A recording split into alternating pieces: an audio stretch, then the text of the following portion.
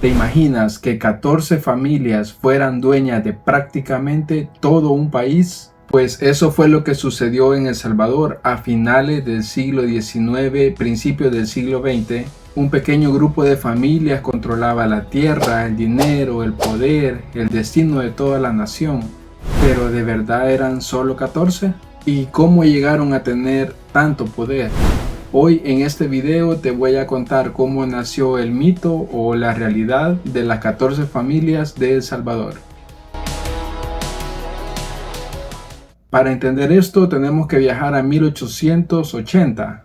En ese momento El Salvador vivía del añil, un colorante muy valioso de aquella época. Pero en Europa comenzaron a producir colorantes sintéticos más baratos, lo que hizo que el añil fuera muriendo. El país necesitaba un nuevo motor económico y lo encontró en el café, el famoso grano de oro, pero había un problema. El café necesita grandes extensiones de tierra y no estaban disponibles, o al menos no en ese momento. Durante el gobierno de Rafael Saldívar se creó la Ley de Extensión de Ejidos y Tierras Comunales. En pocas palabras, las tierras que pertenecían a campesinos e indígenas pasaron a manos privadas.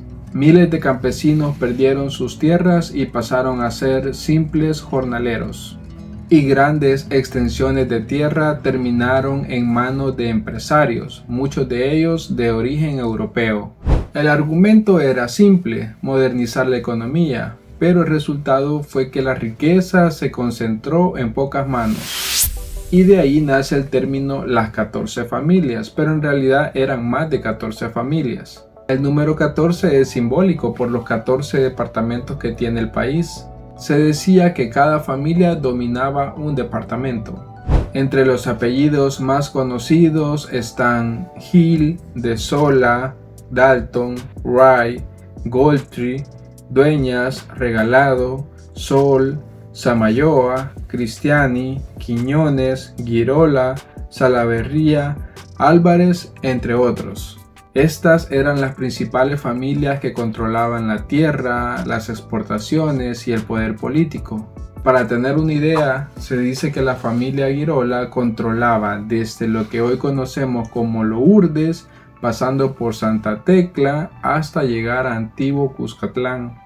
Entre 1900 y 1930, este grupo alcanzó su punto máximo de poder. A ese periodo se le conoció como la República Cafetalera. Durante esta época hubo una familia que se alternó el poder durante 18 años seguidos. A este periodo se le conoce como la dinastía Meléndez Quiñones. Fue hasta 1980 que llegó la reforma agraria y el Estado recuperó muchas fincas de café.